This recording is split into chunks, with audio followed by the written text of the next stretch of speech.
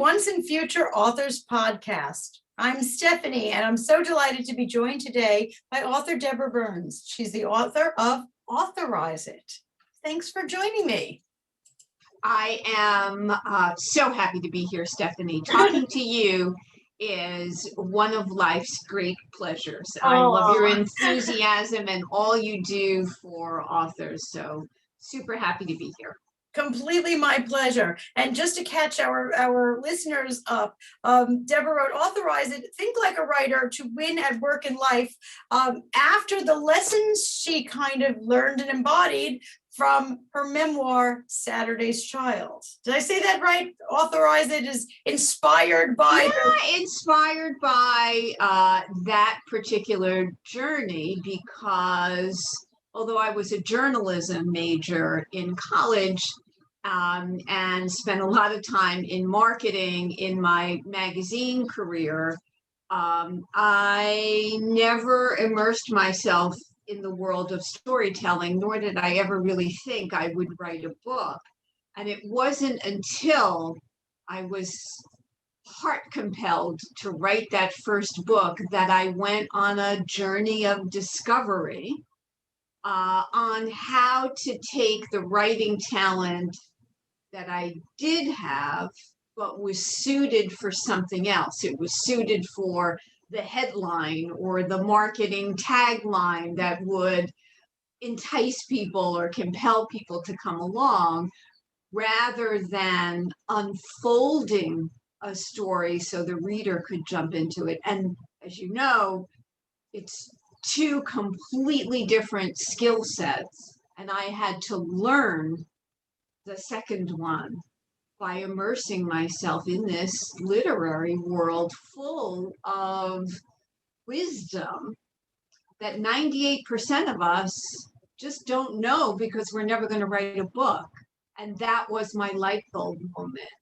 I was so grateful for all that I had learned that my business mind kind of kicked into high gear. And I said, how can I bring that knowledge to people who are not writers, but who could use the skill set to advance their careers? And that's what gave birth to Authorize It, Think Like a Writer to Win.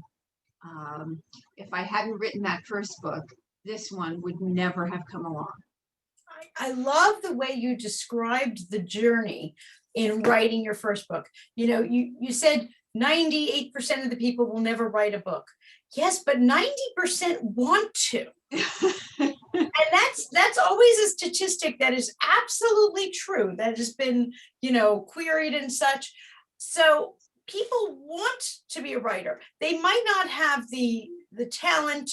And I love the way you said the skill set, because I'm such a tangible person. I love that you're sitting here talking about things that you needed to learn along the journey in order to write this. Benchmarks, things that you picked up, and how those skills were then transformed into this. But those skills that you learned, all of those ways that you grew.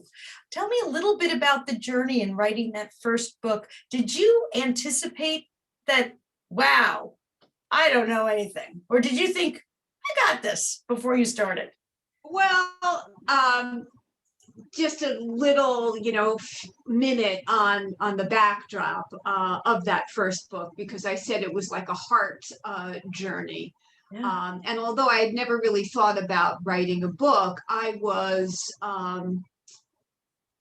examining my life and the next steps in my career as the magazine world was changing dramatically. And at the same time, I was thinking about the relationship that I had with my unconventional, extraordinary mother, who I had lost more than 20 years before. And I knew there was something kind of unresolved in my very idealized, worshipful relationship that I had with her.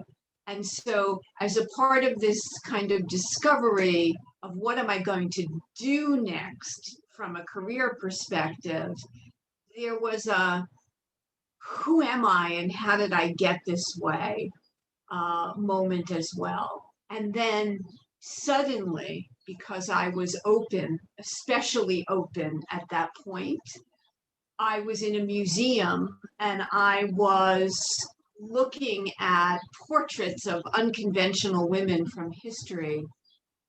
And in that moment, I said, I have to learn about them and write about my mother. It like came into me like a thunderbolt. And once that happened, I went on this journey that took 7 years and was parallel pathed with my day job and clients and everything else. And I started it by assuming that I did not know how writers wrote a story. I mean, there's a humbleness to personalities who are open, because the older you get, the more you realize all that you don't know. So I'm not a person who says, I have all the answers. No one does. So I went into it thinking I'm going to have to learn. But I started the process by doing the only thing I knew how to do. And I started it as a business presentation, as like a PowerPoint.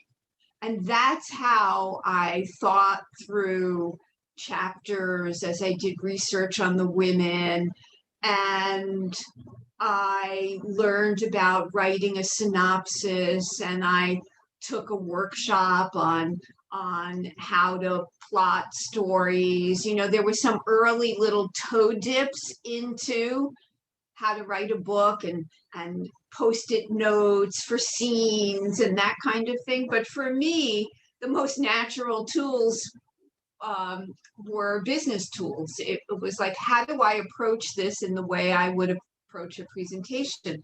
So I had these PowerPoints and Word documents that were like companion documents to the PowerPoint, and image boards and charts about the historical women and their relationships. And that's what really got me going. So I think I might have a different process, or I might have had at the start a different process from some of the writers that you work with or help or coach.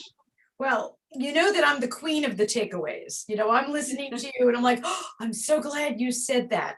And the first thing that you said that I was just loving, and I want to make sure that every one of our listeners hears this, is that you were at a professional crossroads in essence. And you had this revelation. Yours happened to take place in a museum. I'm all about museums. That your personal history needed to be recognized, validated, resolved, however words you want to put it, but that this professional crossroads also unearthed this personal journey that you needed to put yourself on and reach its stunning conclusion in order to be on the correct path professionally. And I love that. It was so organic. You know, I think so many people think my business life is my business life. It has nothing to do with who I am as a person. And nope. You are a whole person. And your career is one facet of the beautiful, you know, like a disco ball hanging. And it's all facets that the light is reflecting. And your personal life is very much right there on that same disco ball. So I thought that was a great pearl of wisdom that I would envision that someone out there needs to hear that right now. Well, then you're going to love this one because you know, when I said being humble, you know, all of those early fits and starts, I soon realized I needed much more, because I was great at the overview and great at the prologue because I'm wired to sum things up. But I wasn't so great at actually telling the story. And as I said before, unfolding it for a reader. But as I quickly learned that, I had more twists and turns and hills, valleys, mountains and valleys than I would ever have thought of in this long and winding road. And the book I started to try to write did not end up as the book that was actually published. And whenever you kind of step into the unknown, you have all of these serendipitous coincidences, but you also have lots of failures along the way. And as every writer knows, writing is all in the editing. And that book originally started out as historical fiction. It was a novel set in a whole other century, set in the 18th century. And it was called something completely different. And it was through the process of doing that and creating things around that idea. Originally, it was called Skirting the Rules, because my mother was a rule breaker and skirter. And that notion gave birth to a community for women and ways to help women invent and reinvent. And all these things were coming around a book that really hadn't been fully finished. But along that historical fiction path, which actually distanced me from my mother and the truth of our relationship, because it gave us different names. It put us 200 years earlier, and it was completely fictionalized. That living out that path or process actually put me into contact with a literary agent who heard and saw everything and looked at me and said, you know, you should really write memoir, which is something that had never, until that moment, 5 years into this creative journey, I had ever considered. But when she said it to me, I had the same feeling that I had in that museum 5 years before, that it was truth and I needed to do this, which meant writing a whole other story. Wow. And one that I couldn't have written had I not lived through that circuitous, long and winding road of the previous 5 years. I never would have gotten the story to that place with that person who said that to me. And so I'm so grateful for this crazy journey, because it was part of the process. And the key word for me is perseverance. That I hear from writers myself, and you must hear this all the time. It's like really no one knows where they're going when they start. And it can take you to entirely new places. And you just need to be at it and fill in those blank pages and go with the flow of it until there's a certainty that enters. And it takes a long time. If people really knew what was involved in birthing something new creatively, no one would do anything. Well, because it's so hard. if people really knew about childbirth, we wouldn't have babies either. So That's right. That's right. there's That's right. that. But you spoke about, through, I'll say, the wisdom of your ages, knowing that you didn't know everything. And I'm so excited that you said that, but it has not been my experience that everyone recognizes that. That's so valuable that you started this process. And two things that you said that are unusual and incredibly valuable. One is that you began knowing, I don't know everything. I need to learn things. And you and I both know that there are plenty of people in this world, and possibly even more so as they are older, who enter into new things thinking, I know everything and I'm not listening to anyone. So that does happen. So I think what you said about being open to learning and experiencing was huge, but also that the book that you wrote, now I knew that the book had a former title. I did not know that it was a fictional book set 200 years in the past. That I had no idea. That was brand new to me. I knew about the other title, but I just presumed, okay, so it was written from this perspective instead of this one. No, I didn't know it was a historical fiction 200 years in the past. Now I have visions of Little House on the Prairie in my head. But I'm so delighted that you are talking about how the book that was published, the book that's sitting here in my hands, is not the book that you wrote. That is not the book that you envisioned, right? Envisioned, yes. I wrote it. You wrote it. In a career of hard work, it's the hardest work I've ever done. It is the book that you wrote, but after 5 years, it wasn't the book that you wrote. That's right. That's right. It's not what I originally envisioned. Yes, and that's so freeing for someone who is hitting that brick wall. I always say about that, that famous, what do you do about writer's block? And generally, if you are blocked, it means, just like if you're lost in the woods, don't keep trying to push forward. Backtrack and see where you lost your way.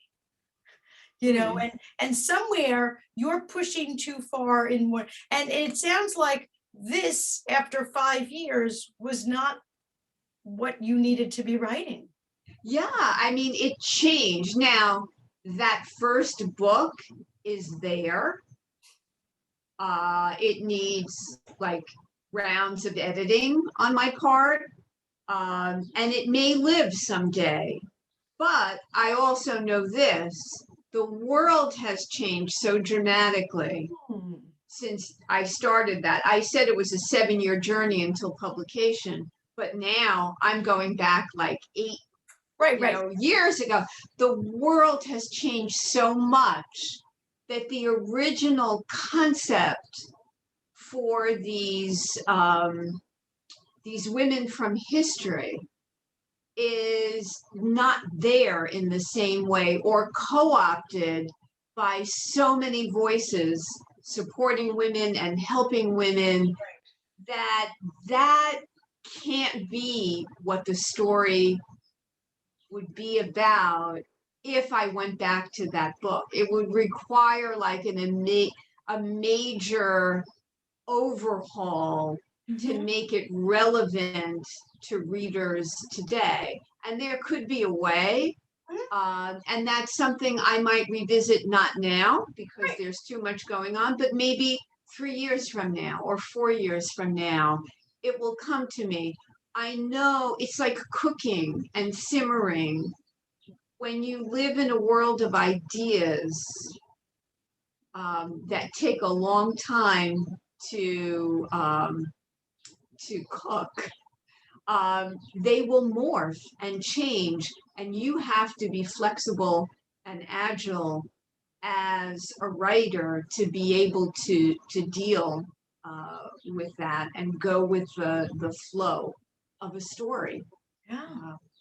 But I want to go back to one thing that you said about being lost in the woods, because when you're writing something, you are very often lost in the woods. And there are times where it is so good to pause when you're stuck and backtrack, or maybe tackle another aspect. Like maybe there's a little more research you need. Maybe you need to infuse a new character into the story. Maybe you need to learn more. So there, in that pause and backtracking, I'm still of the mind that something new has to enter the scenario at that point. And even when you're stuck, that word persevere comes up for me, because there is something to be said for just writing what comes out in that particular day. Because another takeaway that maybe people who haven't written a book yet but want to should know is that any book on the shelf of a library or your favorite bookstore is like draft 279 of that book. And you know what I said before about it's really all in the editing. So there is something to be said for getting it out and down, and even looking at how terrible it is in that first draft can help you get unstuck, because you're going to see a way maybe to make it better. Yes, absolutely. And I'm so glad you spoke about the book that you had worked on up until that point, and realizing now, as you think about that manuscript, that it is not something that speaks to today's reader in the way that you intended. You know, whether or not you ever decide to move ahead with that manuscript, I think that's such a good point for people to hear. The world is changing. And, you know, some people are fortunate enough to find a manuscript in their drawer. I've had authors on before who, you know, they were cleaning the house and they, oh my gosh, I forgot that I had written this 10 years ago. And they are able to dust it off and with some editing, publish it. And others still, like you, realize that the message is not workable with today's reader. Yeah, and it's not that the whole thing has to be scrapped, Right. but that central story question that is being answered is a different question. Right. So there might be, instead of writing about what these historical women were able to accomplish through their unconventionality, it might be more about how they needed to balance new ideas and new trains of thought in a society that was rapidly changing for its era. Like there just might be another lens to look through, frame to look through, and that would maybe, you know, a character, just coming to the top of my head now, I had a character that actually ended up to be harmful. But in the way the world has changed, her caution might actually be the path forward, the right path forward, so that sides were not polarized. So it's just a matter of we're all evolving every single day. Yes. And that's part of our own character journeys. And that's what I talk about in Authorize It and the lessons in there. And so always in any dust off, you have to take a look at how have you evolved? What do you know now that you didn't know when you first started writing that book?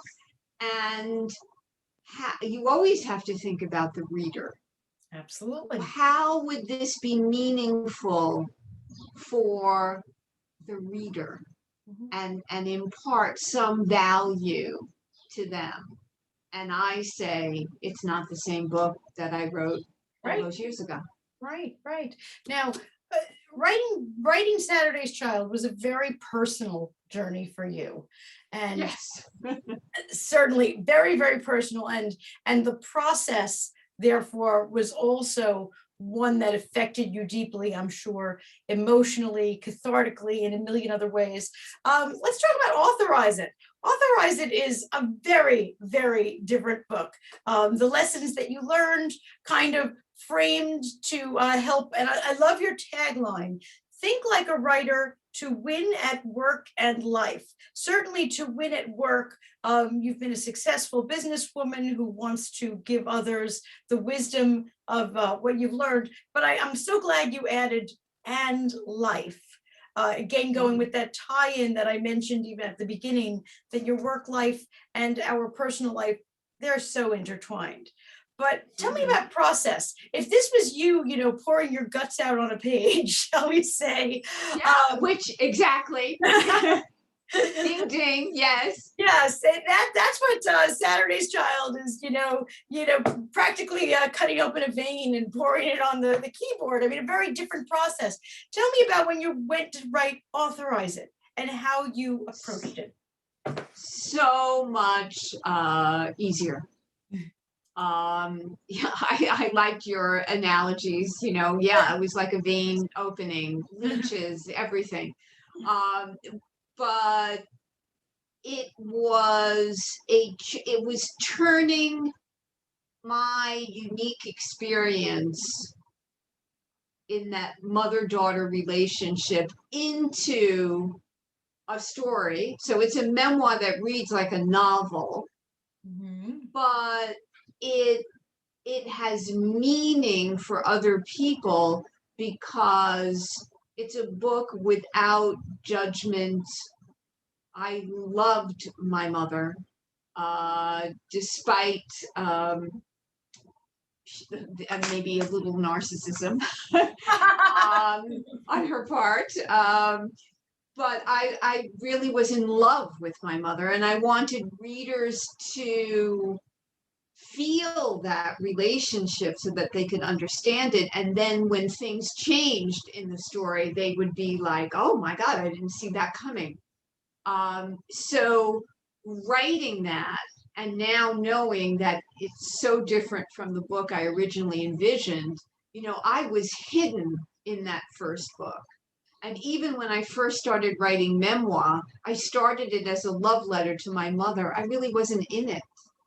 But it was about 3/4 of the way through that memoir when I realized it's not her story.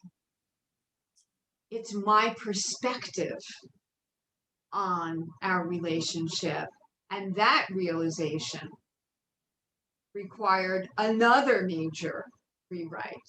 So you are 1,000, a million times correct that first book took everything that I had to push it out of that birth canal. The second book was an equally important light bulb moment, but with my business background and for this new genre, it was a much easier write. Yeah. And once I had the idea and the silver lining of extra time that the pandemic afforded us and me, I wasn't going anywhere. I wasn't really doing anything in the same way I was doing it before. So it poured out of me. The whole book came out in about a 2.5 to 3 month process. And then the remaining months were just all in refining it and editing it and editing it again and again and again until it got to the place I wanted it to be. And so it was a very short time, unlike that long, circuitous journey to publication of the first book. This was like a quick cesarean, to stay with the same analogy. So very different personal experience. and just a much lighter journey from beginning to end of this one. Yeah, I bet it was. And even besides the cesarean, now I know women who had the baby in the parking lot. They just boom.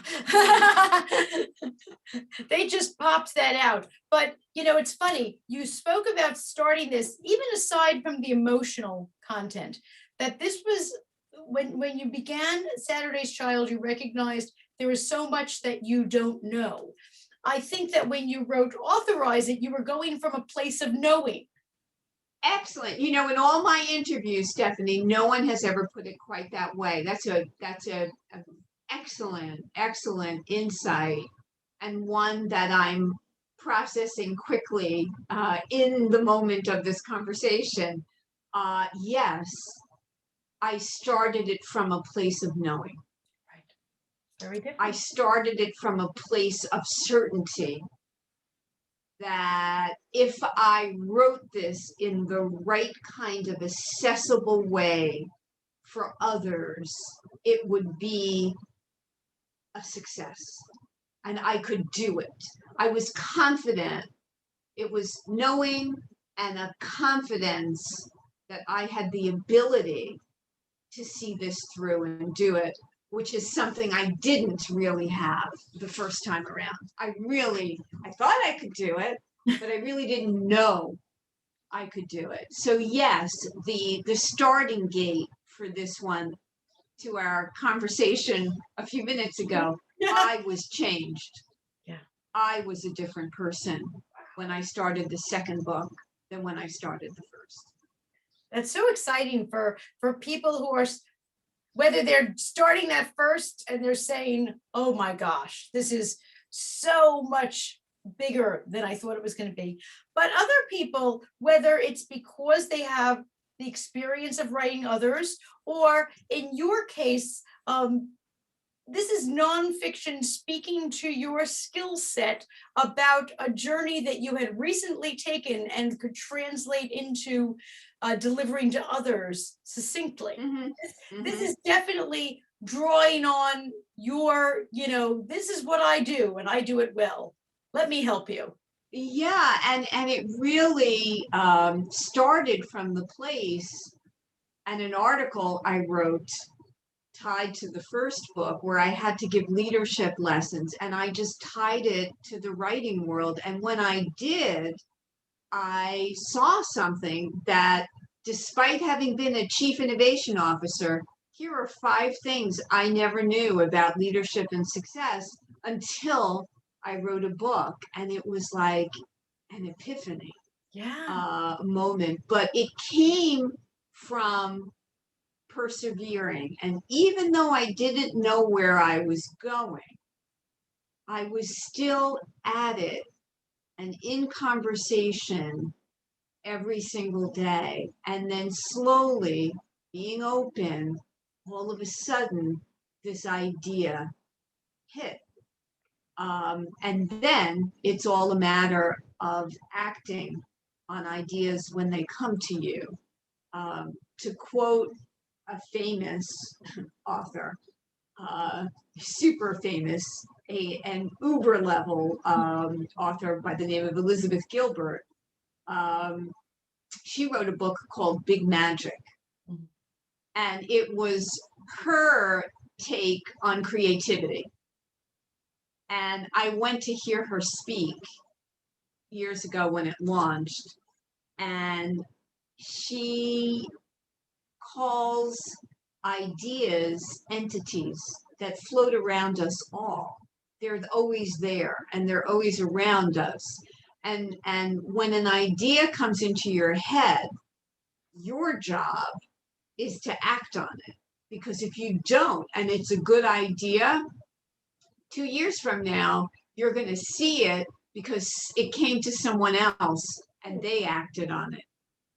And I just always, that was a very emotional moment sitting in her audience and listening to her speak, because she believes in the serendipity of all of this, and how you can't really explain creativity and ideas, but you can live it and you can act, and my earlier word of just persevering every day.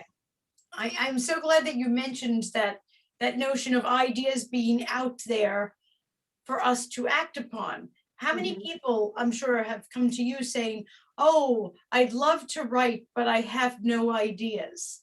What? Yeah, and it does happen frequently, or they'll dismiss themselves by saying, "Oh, well, you could do it because you're so creative." And I always say, That's not it. The idea, the second before the idea hit to write that first book or to write the second one, the second before the idea came to me, it was not there. Mm, It appeared, yes. and then I could feel its worth, and I made it real. That's the only difference. That people have creative thoughts or and ideas all the time. Right. It's just acting on them, and I think the second part is to be realistic and to know what you want. What do you want to happen from this experience? It may not happen, but what do you want? And for me, with that first book, it was just a feeling that I wanted to write the book. I kept my expectations really in check. I just felt like this was the story I was born to tell, and I had to tell it. And now was the time. And no one was more surprised than me when it started winning awards, and when the Hollywood Reporter recommended that it be a series. Like, these were like, I didn't allow myself to think about that, because I just believed that this was something I was being called to do in this moment for a reason I did not understand. Awesome. So awesome. And so many lessons for people. Um, Lessons of tenacity, lessons of openness, lessons of how your life takes turns that you don't expect. Mm-hmm. And it's all, my mother always says to me, it's all part of the adventure. If you're on Right. a road to go someplace and you hit a detour or something happens, it's all part of the adventure. But you are obviously so open to the adventure of both books. Well, I try to be. I'm a little more of a recluse now after the pandemic, so I have to go back to my former, slightly more adventurous self. But I think we all have to do that It's going to happen. to It's a not easy, degree. is it? Yeah, and as you were just summing up there, just one more thought, because we were talking about it being revealing and emotional torture with the first book. And I never intended to have myself in the story. And I'm a very private person. I mean, I am so not a social media oversharer or anything like that. Maybe it's my Italian Sicilian half, big secret keeper. But when I had to reveal myself, because it turned into a memoir, and now I'm central to the story, I had all kinds of fears about those revelations. Mm. And I think many people feel that way, because being vulnerable is viewed as not being a good thing. Anything anyone really wants to know about me is in that book. And you know what happened after it published? All the horrifying things I envisioned? Nothing really. Mm. And what I hear most from people is, that was brave, or how could you write that? And it's more in being able to relate and admiration. There were a couple of little blips. I can't say nothing bad happened because people always come out of the woodwork in life, especially today. But 99% of the fears never manifested. And in fact, the book has brought me more strength than I ever anticipated. So I just want to leave Oh. that for people as Best, well. best closing line you could have given me.